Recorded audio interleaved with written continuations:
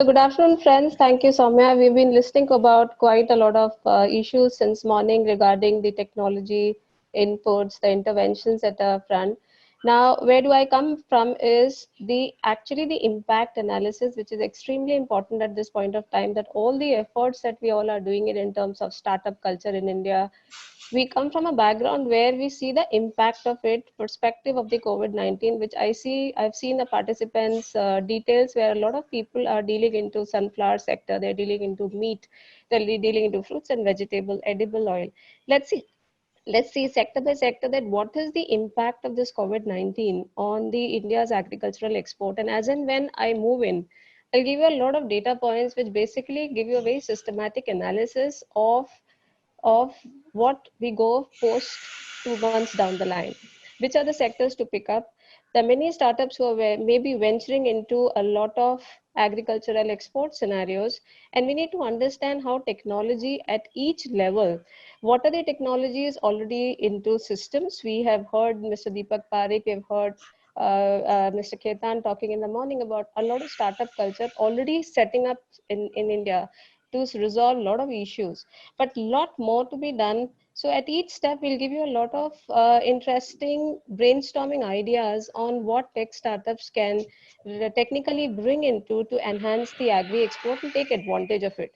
So let's technically start with the impact analysis. The first thing, guys, where we actually try to understand when we evaluate the COVID-19 factor, there's a lot of you. I was doing this exercise for the textile industry as well, where in February, where the coronavirus was hitting Chinese market, it was assumed that entire sourcing of next textile trade fairs will come to India. And we were doing a very detailed analysis for the Ministry of Textile, where we were trying to see step by step, product by product, whether it will be home linen opportunity, whether it will be the handicraft sector, whether it will be the auto sector. So every ministry was trying to understand that having the China witnessing the fall because of the coronavirus, what is the opportunity that India has tried? But then we didn't expect India to face the similar issue to a certain extent, and we also did expect the traditional markets for India where we used to export to the US, to the Europe, all these countries we had the buying orders in hand, and everything suddenly went heavy.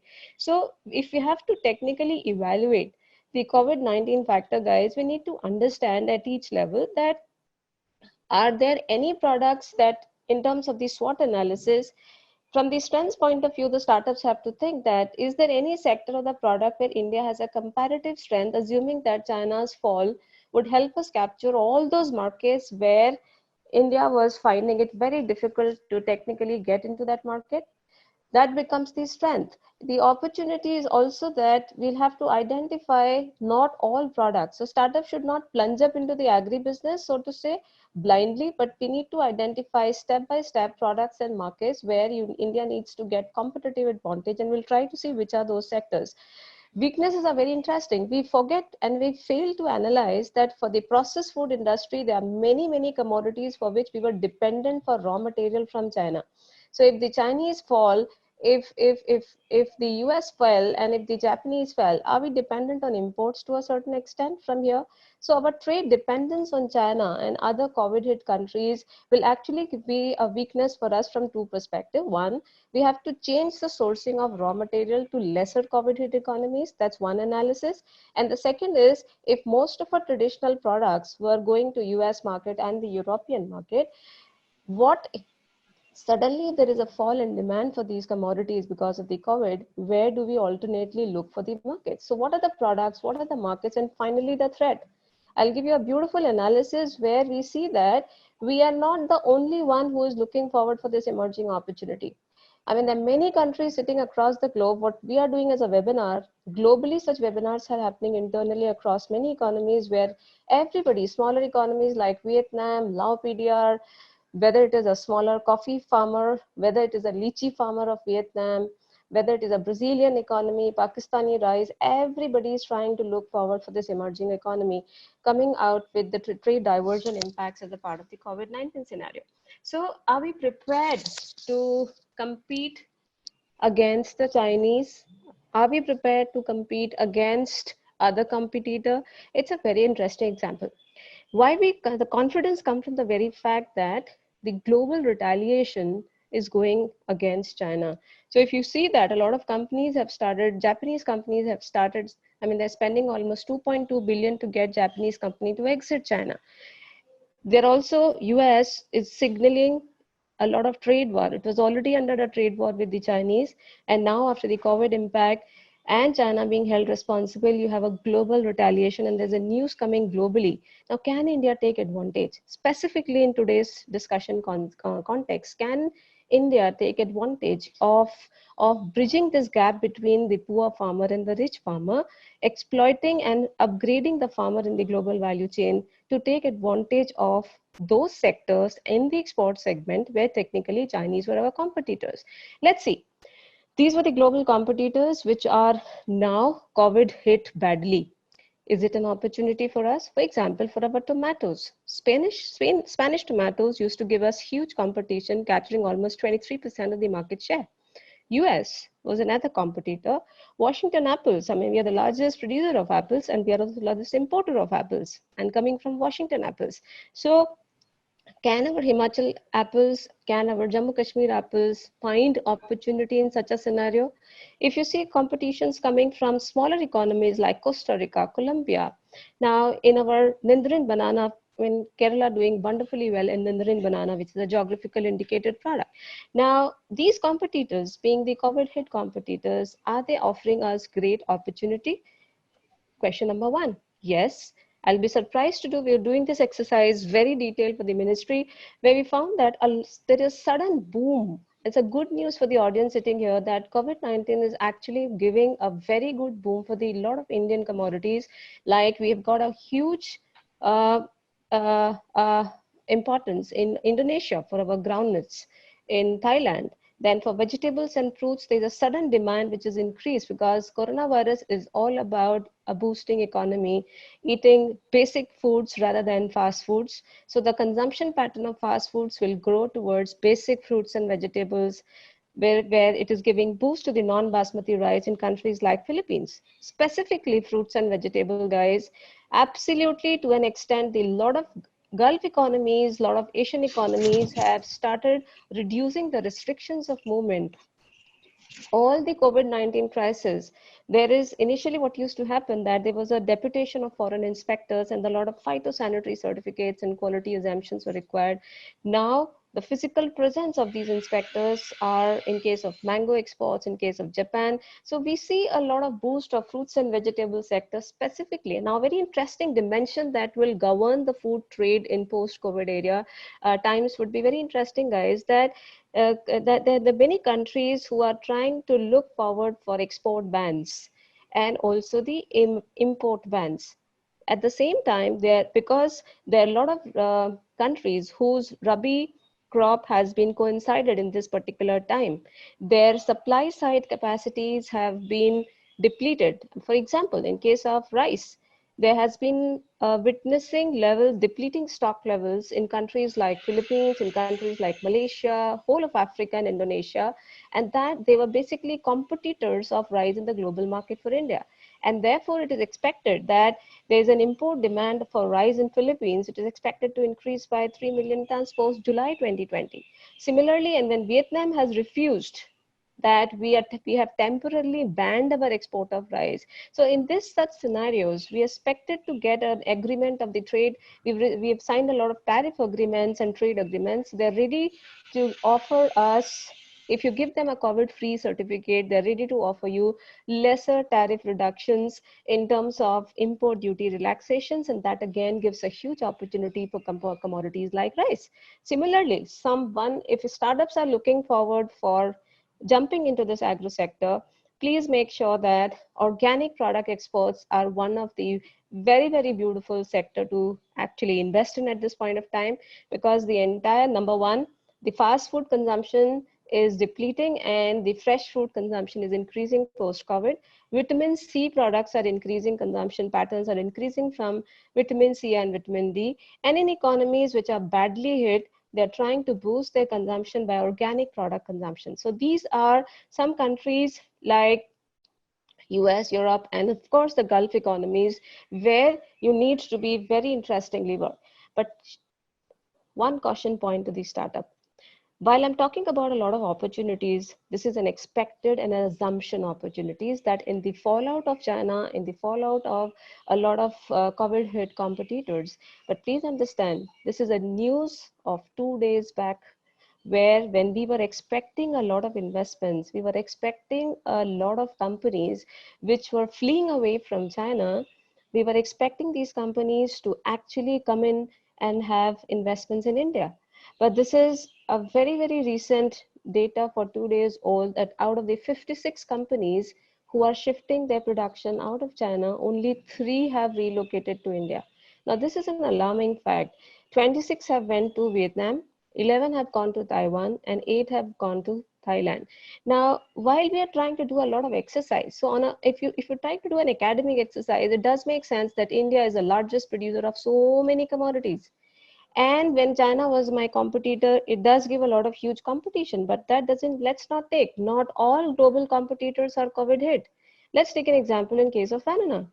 I mean, Philippines, Ecuador can still give you competition in UAE, no matter UAE doesn't want to buy from China, it will look for alternate sources. But Saudi Arabia are already getting competition. India is getting competition in Saudi market with Ecuador and Philippines. Similarly for your potatoes, India, 11 states of India produces potato, my dear. But in Oman, in Malaysia and Indonesia, you have competition coming up from markets like Bangladesh and Egypt.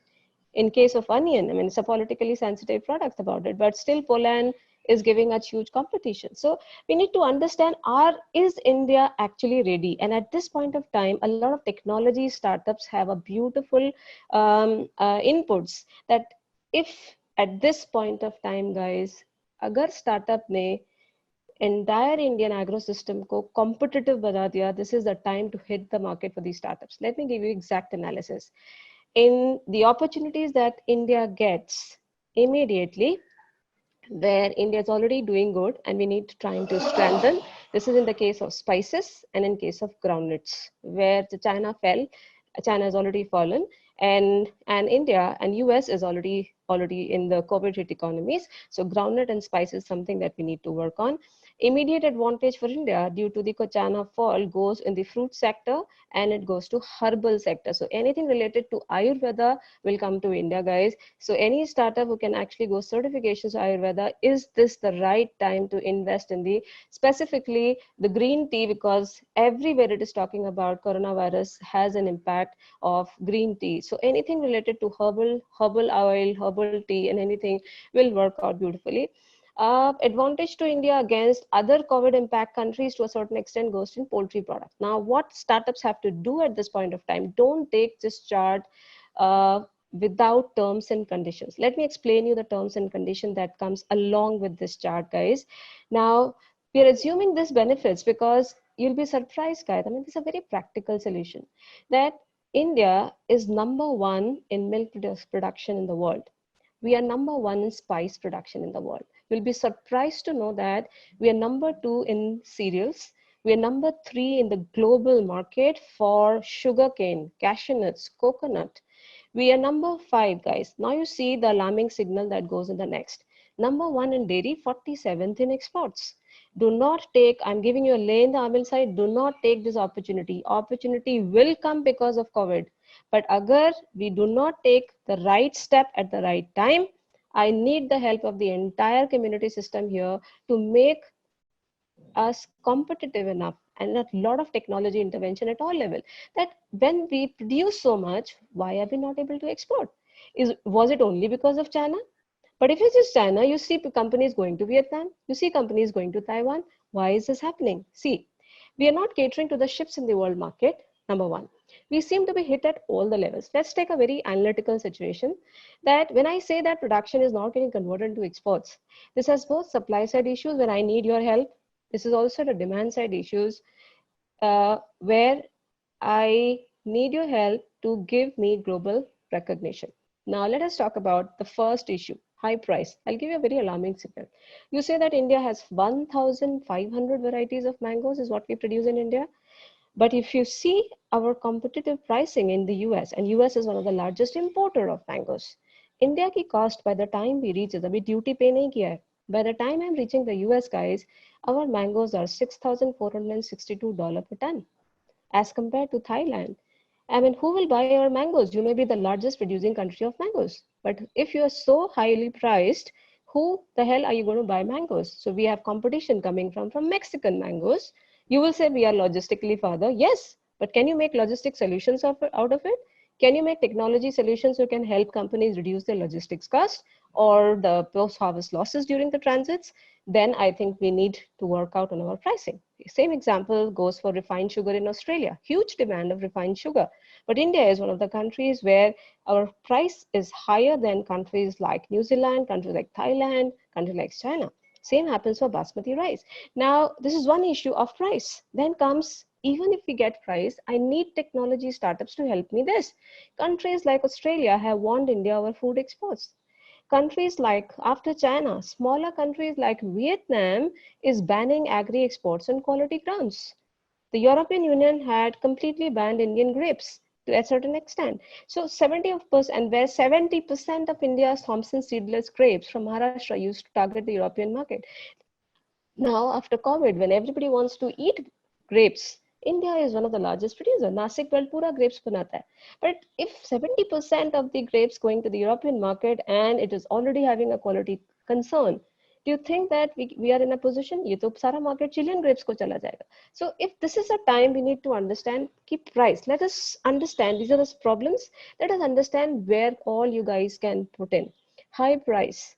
We have a small land holding. You cannot do anything about it just because of the Land Ceiling Act of India, right? We have absence of technology interventions. The choti land hai, I cannot. I mean, we were working with Mahindra and Mahindra where they had beautiful solutions, but they said, ma'am, return over investment hi nahi aata hai because the land sizes are very small.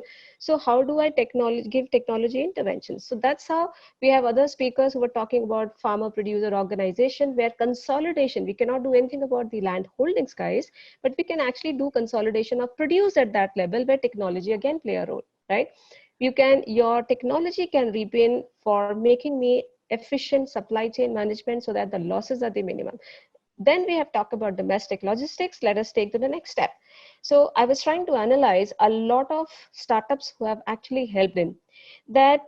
सबसे पहले एक challenge आता है farmer को that how do I determine that you have a concept of minimum support price and the government is trying to help you, right? But you're trying to understand that we need to take a right time at a right, what is a right quality, what is a right time, and what is the right quantity that a farmer has to produce.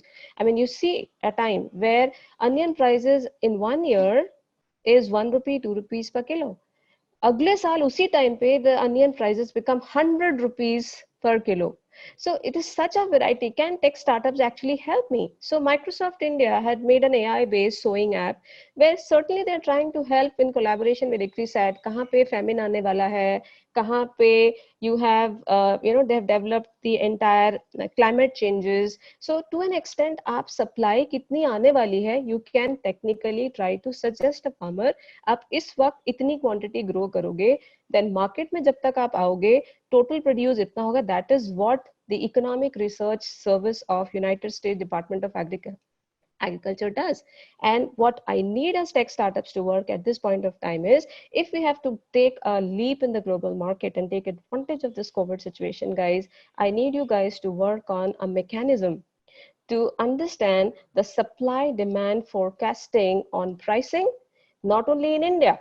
All these startups that I see right now, a lot of presentations that have been made, can we have similar kind of demand supply forecasting, not only for pricing, because it has a spillover effect on international supply, it has a spillover effect on the demand and the trade policy. I'll give you, we're doing this exercise, every country we have tried to map in the Ministry of Agriculture. We are trying to map किस किस country ने क्या क्या चीज export ban करी है, क्या import ban की है, वो कहाँ एक्सपोर्ट करता था, हम कहाँ जा सकते हैं. So it's a very interesting, a very passionate exercise to help these companies to now pitch in at a right price at a right time.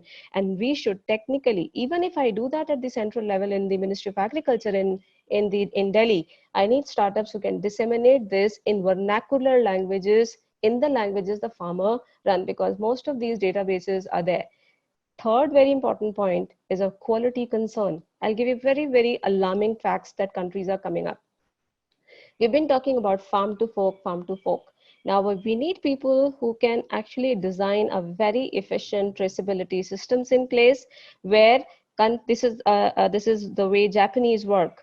They have the entire RFID tag systems where I think a lot of Indians are also trying to work and replicate this model where if I am eating a banana in a store, I need to have the entire value chain that which farm it has come up, which kacha artya it has gone, which pandi it has gone. So you have to have an entire traceability on the packaging of the barcode.